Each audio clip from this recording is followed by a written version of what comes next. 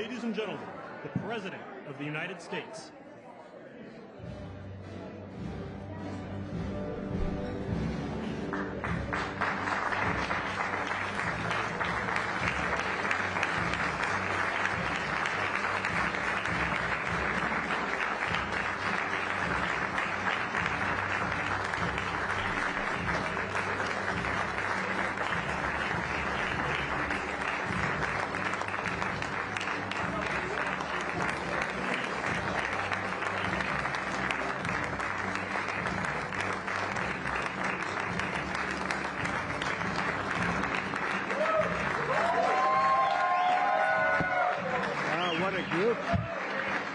What a group. This is the great Steve Wynn. Hi, Steve. Hello, everybody. What a group of good friends. We're going to bring this place back. It's not so good. I thought it was going to be this beautiful. I haven't been there in a while. I said, this is going to be beautiful. It's not looking too good. But we're going to bring it back. Why don't we sit down, tell you about our day. Should I tell you about the day first? My little conversation with a nice gentleman named Vladimir Putin. But we had, actually, we had a good talk, and I think that progress is being made. 5,000 young soldiers are being killed every single week on average. Can you believe 5,000?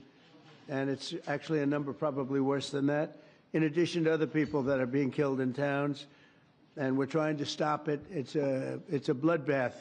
It's an absolute bloodbath. I've seen satellite pictures that are so bad, so horrible, and it's to think that in this day and age we're living with this horrible thing that's going on, and we're doing the best we can. This was not our war. This was not me. We're doing something from the last administration. How they allowed that to happen? It wouldn't have happened. It would have never happened. And you know, the Ukraine-Russia wouldn't have happened. But I'll tell you what else wouldn't have had. October 7th would not have happened. This was a terrible thing also. A lot of bad things happened in the last 4 years. But good things are happening now. We had a tremendous visit in the Middle East. We went to Qatar. We saw the Saudi Arabia, all the top people in UAE. And we brought back about $5.1 trillion. That's not bad. That's not bad.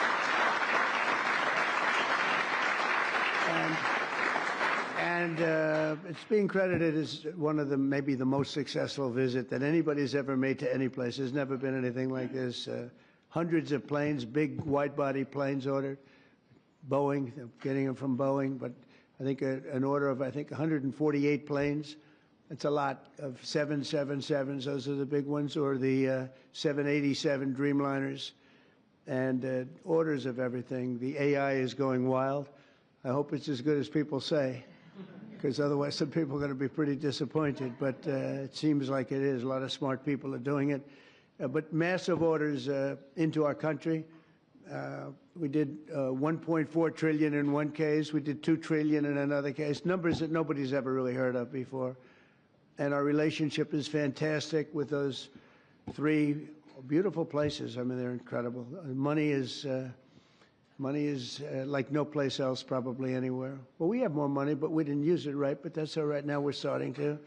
We were losing in trade $5 billion a day, and now because of tariffs and other things, we're making $1 billion a day, and the tariffs haven't even really kicked in. It's a big difference. It was, for the last 4 years, have been a disaster for us with trade and, frankly, with everything else. So we're here for a different reason tonight. We're going to have to fix this one, too. We're fixing everything. We're going around Mr. Fix-It, Mrs. Fix-It. Anybody want to join me? But the Kennedy Center, when I said I'll do this, I hadn't been there. That's the last time I'll take a job without looking at it. And but it's got a tremendous amount. Lindsey Graham and some people put in the budget either 200 or $250 million. Money was spent there. Tremendous amounts of money was spent there over the last 10 years. I don't know where they spent it. They certainly didn't spend it on wallpaper, carpet, or painting. And they had over $200 million was spent. So I don't know what's going on. Pam, are you here? You hear that? Look, when I hear that, I say, what? Pam, where did all this money go? It's crazy.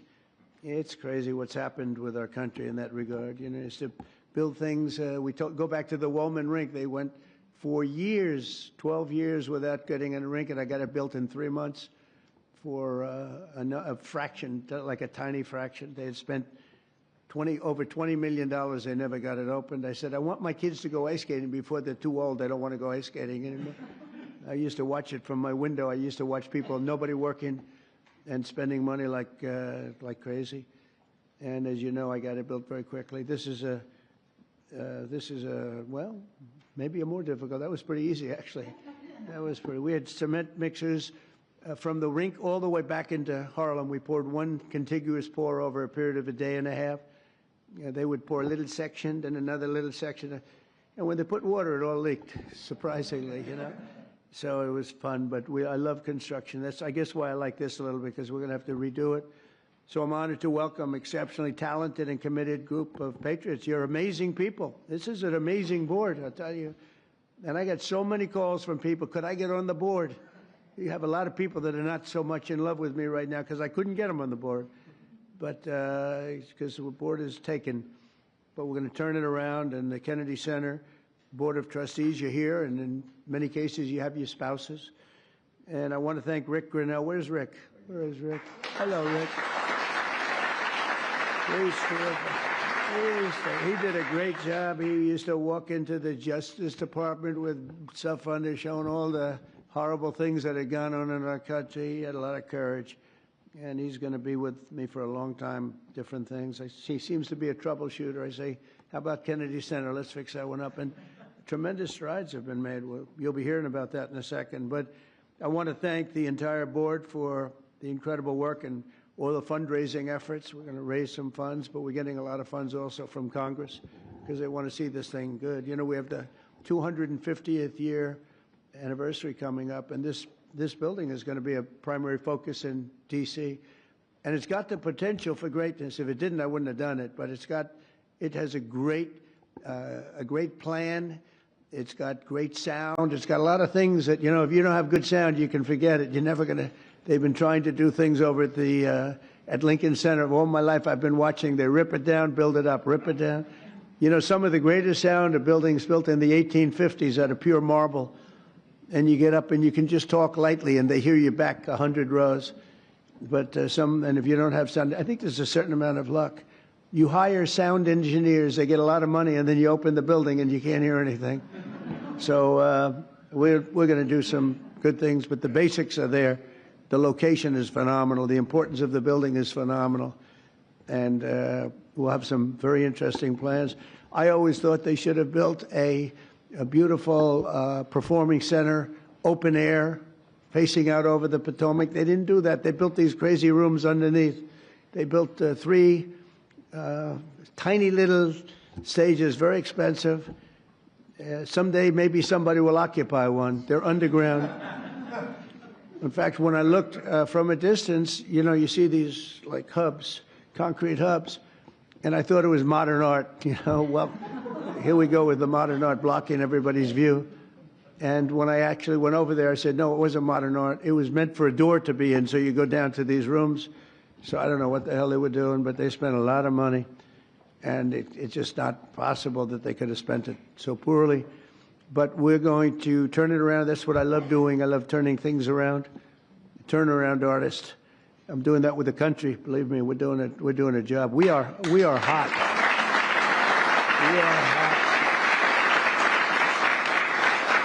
The country is hot. We in a short period. Look, we've been there for 100 days plus a few days, and as they said, the king of Saudi Arabia said, your place, your country is a whole different image now. We were a laughing stock, an absolute laughing stock, but we're not a laughing stock any longer. And, you know, I was talking to, as I said, President Putin for 2.5 hours. That was being very seriously listened to. We don't like what's happening. We don't like that we should have ever been involved. Would have never happened. But we're respected again as a country. You know, one thing that I tell you that I think is amazing, If you remember about 8 months ago, the big story was that nobody wants to join our military. We couldn't have any, people weren't joining. And they weren't proud of our country. They weren't joining police forces all over the country, Houston, Dallas, all over the country, New York.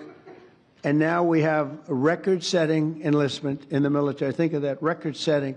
The most in 38 years, but it's probably more than that. They started taking the numbers, Susie, 38 years ago, right? But the most in 30 years, probably the most ever, I don't know. But we have record-setting young people that want to join the military, and that's incredible. To have that is just absolutely incredible. And to think that 8 months ago we were all listening to the fact that this was before the election. 8 months ago we were listening to the fact that we wouldn't have any, we wouldn't have anybody in our military. I mean, nobody.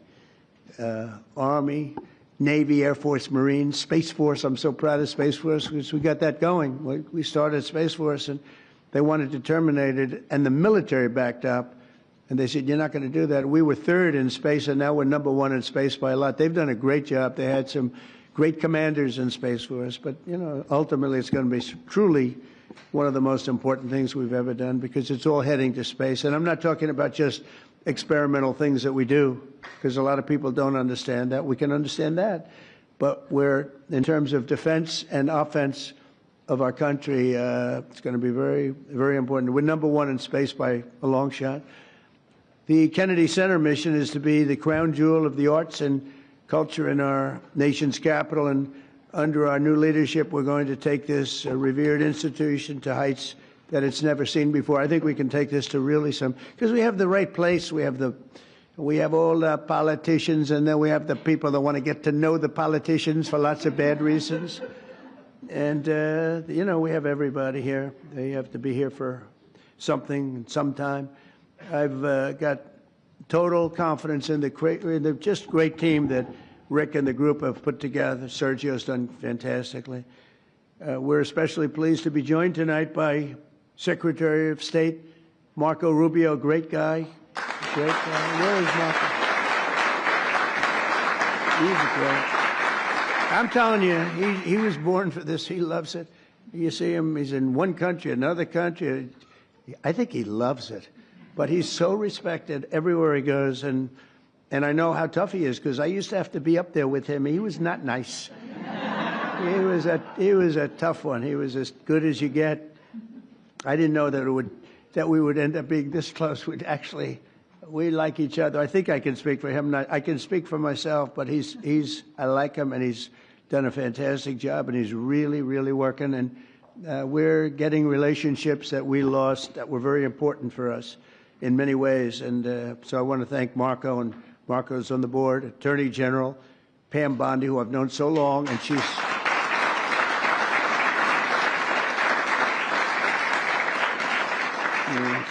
married to the best-looking guy in the room, I must admit. But she is the man. She has been amazing. She's so respected, and she's really delving into some tough territory. She sees what's happened and what's going to happen, and she knows before anybody else. She's just a fantastic person. She's got a great staff that's surrounding her, and I think she's just a star. But I've known that for a long time. I'm not surprised at all. So thank you very much, Pam, for the job you do.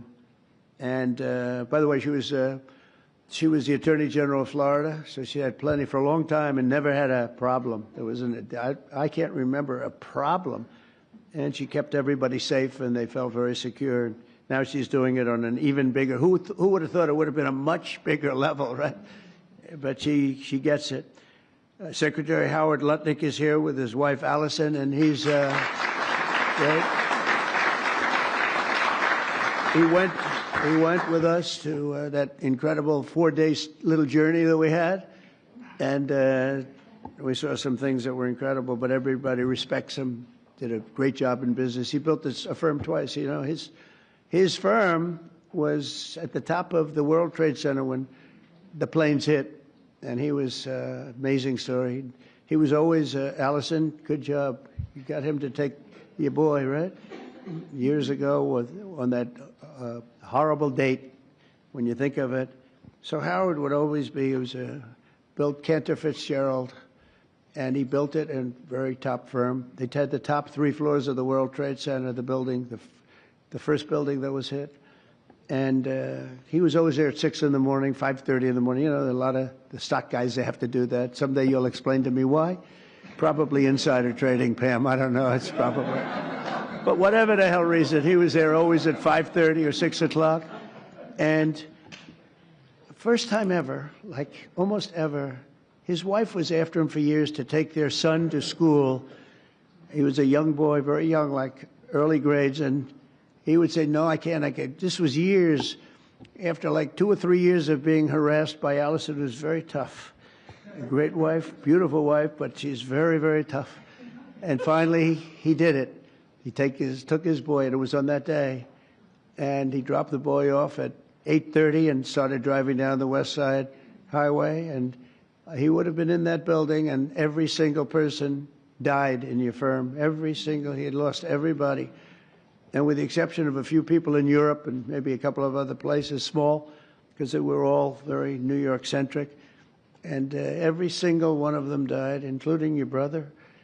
And what he did was incredible, actually. He rebuilt the firm, and he gave a percentage of it for years to the people, the families of the people that died.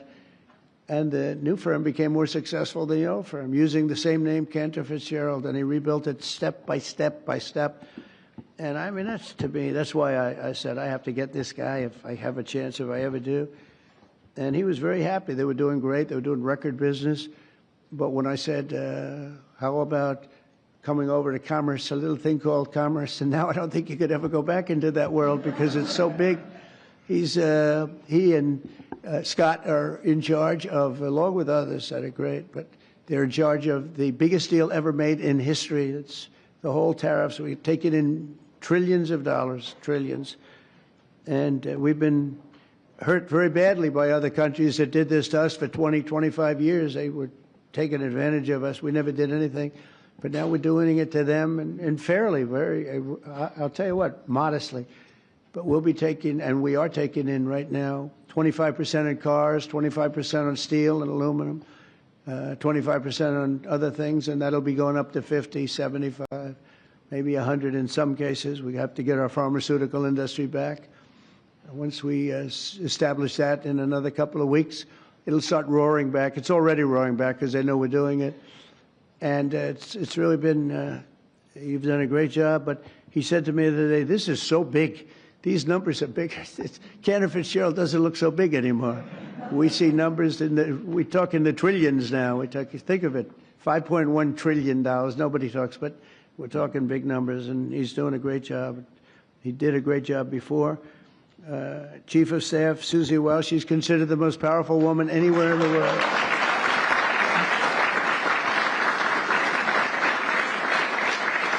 She is. She's the most powerful woman in the world. A lot of people are saying that, but she had a couple of articles, and I said, you know, it's actually true. She can wipe out a country with just a mere phone call. Think of it. That's the end of the country. But she's great. She's been, I mean, I knew because we won Florida 3 times and won it. You know, Florida didn't used to be a red state. It was a blue state. When I first ran, that was a blue state. And now it's a seriously red state. And it got more and more, and we're going to keep it that way. But Susie ran it, and we won by a landslide, and a Republican hadn't won. You know, you had a Democrat senator, you had 2 Democrat senators, but you had a Democrat governor, you had a lot of Democrats. And so we won in a landslide. I said, good. Then the next time I won again in a much bigger landslide, and anybody I endorsed also won. And I said, that's good. And then when it came time to do this, after the election was rigged, the second one was rigged, whether you like it or not, it was rigged like nobody's ever seen. And now people are seeing it. Now people don't even fight me. You know, they used to say, sir, it's not really that nice to say.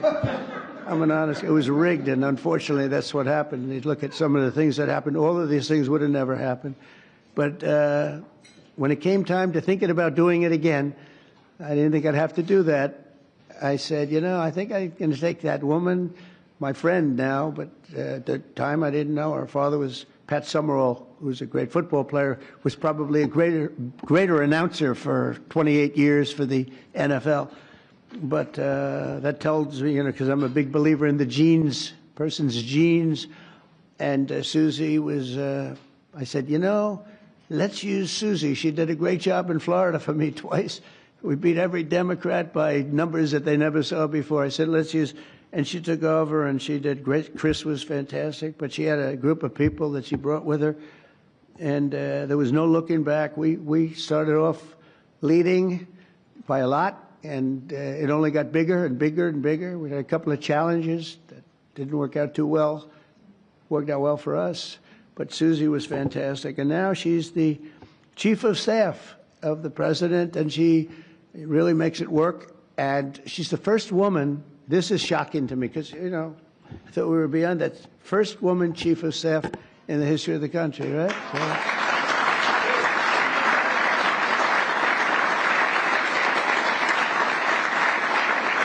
And she's doing a great job, and those men are scared. She sits in the back of the room. She watches them like this. She doesn't want publicity. She doesn't want to be on camera. She doesn't want stories. But they're up there yapping, and if they start yapping the wrong way, it's not pleasant for them. She's great. And we have a friend of mine, a man that I endorsed, and he proudly went through the roof, Jeff Landry, governor of Louisiana.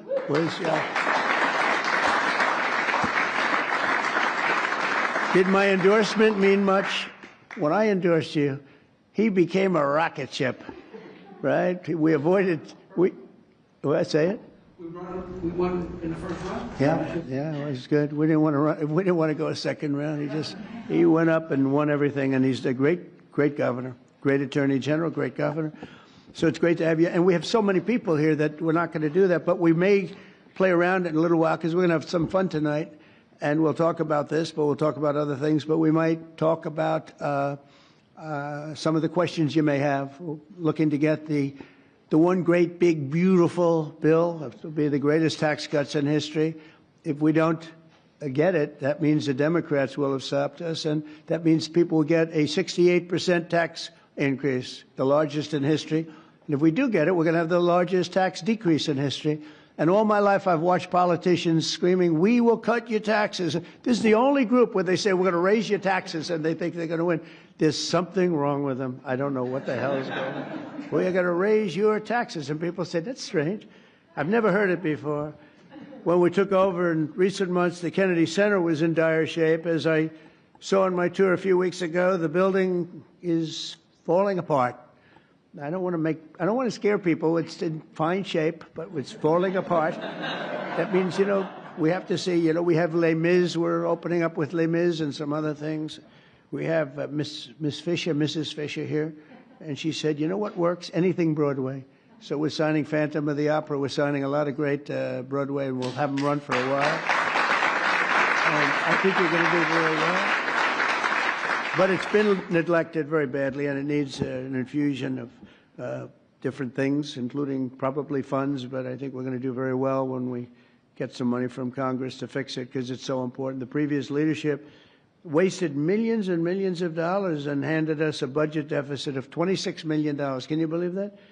In addition, the programming was out of control with rampant political propaganda, DEI, and inappropriate shows. We had some very inappropriate shows, to put it very nicely. They had dance parties for, quote, queer and trans youth. And I guess that's all right for certain people. Quote, and I'm just quoting, I'm not saying it, queer and trans youth. That wasn't working out too well. They had a Marxist anti-police performance, and they had lesbian-only Shakespeare, which is different. Who thinks of these ideas, really? It's different. It's different. Oh, we're bringing our country back so fast. The military is so much better. Everything, it's just gone. They had people who were paying them $400,000 or $500,000 a year to teach DEI. Just 12 weeks, our new board has balanced the budget. Think of that in 2026 budget. That's a pretty good job you've done.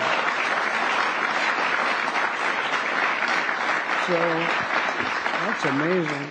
So the 2026, I told you it was 25 million under. It's balanced now for the fiscal year. eliminated DEI initiatives in all cases, brought back family-friendly programming that will attract large audiences once again, and launched a plan to renovate the building and reclaim the grandeur as a landmark, really a Washington landmark, which it always was. The Kennedy Center will also play an important role in our national celebration to commemorate the 250th anniversary of America's founding. So we have three really big. We have that. We have the 250th anniversary of America's founding. That's a big deal. And we have the Olympics, and we have the World Cup. And, you know, maybe I got lucky because I got the Olympics and I got the World Cup. I did nothing to help the 250th anniversary, because if I take credit for that one, then you'll say, I think he's exaggerating a little. But two of the three, I absolutely, I got the Olympics, I got the World Cup. And I said to myself when I got them, it was my first term I got them, President Obama would not take the calls from the Olympic Committee, refused to take the calls. And I think because he traveled to Oslo or wherever he went, and very far away, in order to get the Olympics, previous Olympics. And I said, well, that's great. That means we got it, because what president would travel to come in fourth place, which is what we came in, fourth place. And so he was so angry he wouldn't take the call. So I got a call from, at the time, the mayor of Los Angeles. Los Angeles is not looking too good with what the water. We just sent so much water down their way. They didn't want to take it because it was bad for the environment. I said, no, water's good for the environment. They would have had it when I told them to get it. They wouldn't have had the fires, or it would have been very small. But we took so much, and we were looking at the Olympics. We were looking at other things, and Obama went there, and all that travel, all that everything. And think, who would go there unless you know the answer? You have to know the answer. You can't be embarrassed as president. No president's ever done that. And I give him credit. He went, but he should have known the answer. That's called deal making. And he didn't, and they put him at fourth, and he was so angry that it hurt his whole thing. He didn't want to talk to anybody, so I got a call from the mayor, and he said, sir, you're the president-elect. I was president-elect at the time. The president will not speak to the Olympic Committee, and I understand that, but a little bit his fault, I guess. He was very embarrassed by that, and I said, I'll speak to him. And I spoke to this gentleman who was obviously Scandinavian, seriously Scandinavian, and very nice. I couldn't get him off the phone because he was so starved for love. He just kept, I must have had him for 2 hours. I couldn't. I said, sir, I have to go. I'm president-elect. Yes. All I said to him, yes, yes, yes, we will take good care. They wanted to know that if they choose us for the Olympics, will we treat them nicely? And I said, we're going to treat you like so well, like you've never been treated. And then he wanted to talk about anything because nobody would talk to him. Now he talks to me. And we got the Olympics, and then we got through Johnny, who's the boss. He's a friend of mine. We got the World Cup. I got them both. And I said, man, I won't be president. I got the Olympics and the World Cup, and I won't be president. And they're going to forget that I got them. Nobody's going to mention it because, you know, a little bit, that's the way life is. And then they rigged the election. And then I said, you know what I'll do? I'll run again, and I'll shove it up their ass.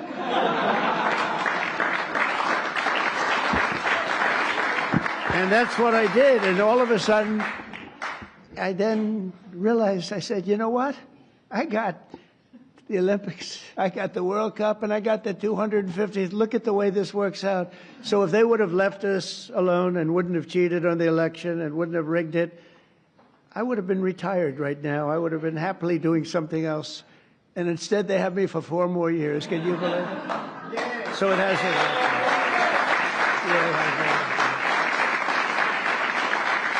So instead of putting forward programming that tears our country down and tears our country apart, the Kennedy Center should be the nation's premier venue for lifting up the best of our country and lifting up the American arts, theater, music, and culture. And together, it's really an honor to be like. I mean, I have so many friends on the board. This is a hot board, just like we have a hot country. You know, we have a hot country. Our country was stone cold 8 months ago. It all began on November 5th. Does everybody know that that was Election Day? And from that moment on, and then January 20th came, and what we've done, we have almost no inflation. Our energy prices are way down. Our gasoline costs are way down. Groceries are way down. Eggs. Remember, they hit me with eggs my first week.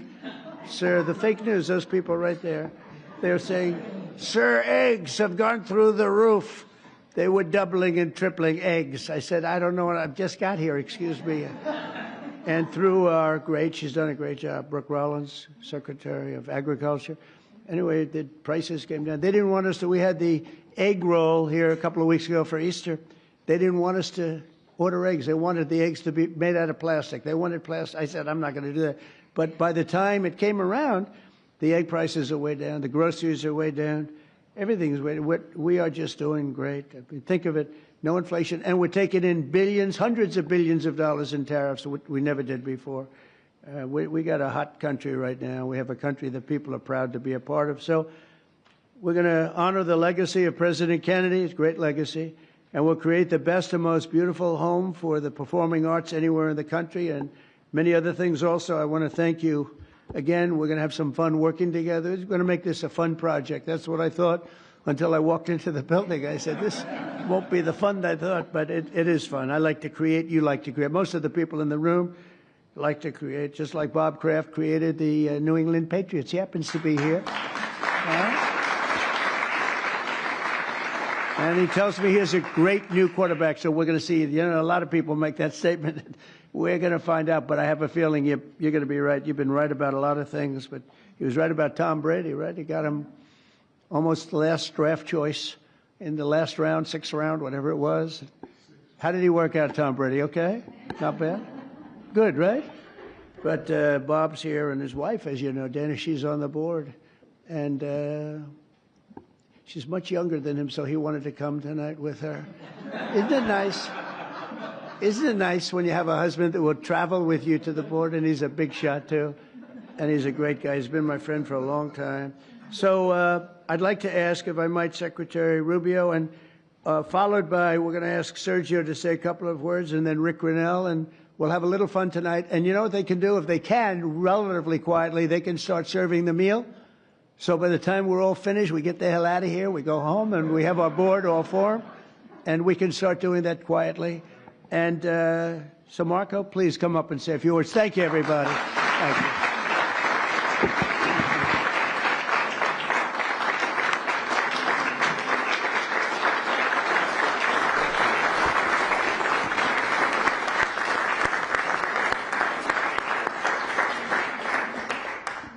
Well, thank you all for being here tonight. It's an unusual day. You know, it's not often you wake up in the morning and your first meeting is with the Pope and your last meeting is a dinner with the President of the United States. That's a heck of a day.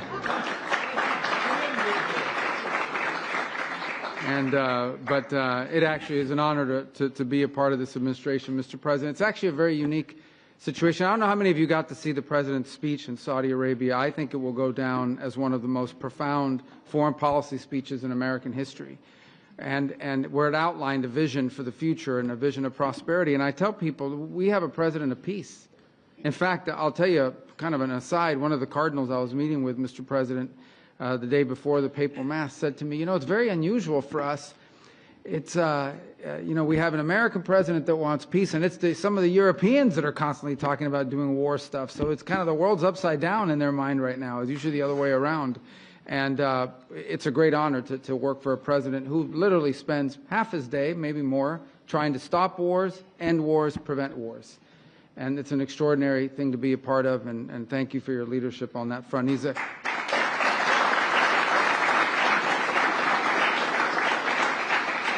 a key part of the speech he gave, and I just summarize it this way. Our president is a builder, not a bomber. He wants to make things. He wants to build things. He wants people to have prosperity and to be happy. And frankly, he knows we have to have national defense because, of course, that's the world we live in. But I think one of the things that troubles him deeply is how much money has to be spent on some of his military and war, because it's just the way the nature of the world is. He'd much rather be spending growing the economy and doing the deals that we've seen, and he's trying to convince other countries of that as well.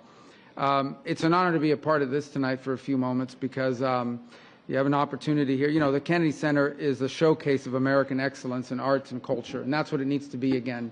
And the work that Rick and his team are doing, both to bring the building and the actual function of the organization to reflect that. But the programming is the other thing we're really excited to see, the programming, the shows that are coming, that will be a highlight of American excellence and of American culture and American entertainment. And just so you know the influence that American culture has around the world in a positive way, a few months ago, the President hosted the Prime Minister of Italy down in Florida, and her English is excellent, very good English. And I asked her, why is your English so good? How it was really good. You know what she said? You know where she learned English? Michael Jackson. Not from him, not like personally, he wasn't doing the lessons, from his music. But what it tells you is the impact that American culture has on the world in such a positive way, and it can have such an influence. And the Kennedy Center is a showcase for it. So we're excited to see what you're leading here, and all of you contributing towards that. And we're excited to see also the restoration of that building. That really should be a showcase and something that we're proud of. That when people come to Washington, when people come to America, they want to see the shows that reflect the greatness of our culture and society, and in a building run by an organization that is reflective of excellence as well. So it's an honor to be here tonight. I want to thank all of you for contributing to this, because it's important that this board and everyone that's involved in it, and Rick and his team, are doing a great job of making sure that your dollars and everything you've made possible will be well spent, so we'll have a treasure in our hands for future generations. I think, Sergio, you want to come up here now and tell us about Sergio Gore personnel.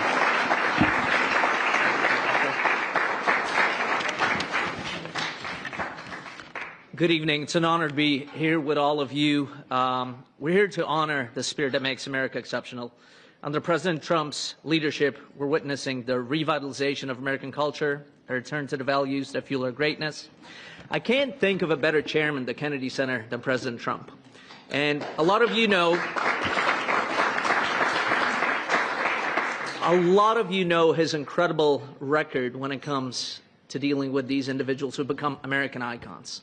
So from Michael Jackson to hosting Pavarotti many times, to Andrea Bocelli, to incredible individuals that have changed the landscape of art and music. A couple of years ago, we were publishing a book, and it was called Letters to Trump. And we would open a box that's been closed for decades. And the letters that would show up in these boxes were just absolutely incredible. And there was a letter from 1986, and it was written to, "Dear Donald, I have a new show opening up. And I'd love for you to attend. It's called Phantom of the Opera." Signed, Andrew Lloyd Webber. And so there's nobody more qualified to lead this institution than President Donald Trump. America's had an incredible run for the last 250 years, minus the last 4 under the previous administration. And so we hope under his leadership, under his vision, under this entire team, the next 250 will be just as great.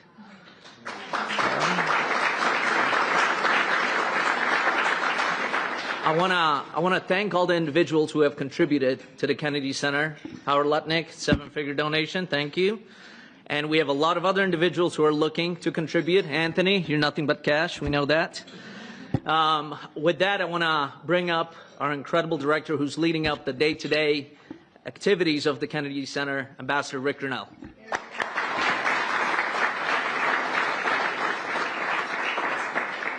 I'll be very quick. First of all, how great is it to have a president who actually cares about the Arts Center? That's what I love best, is that he actually cares. He came, he saw the problem, and he immediately said, I'm going to call Congress and we're going to try to fix it. This is traditionally a Democrat territory, except President Trump says, I want to do this. I have to tell you, President Trump is actually saving the Kennedy Center, because there is discussion right now of whether or not to take it down. The deferred maintenance of the Kennedy Center is criminal. It has been terrible. Mr. President, we said today in our board meeting, our great new CFO went through the 24 and 25 budgets of the Kennedy Center and found $26 million in phantom revenue, fake revenue.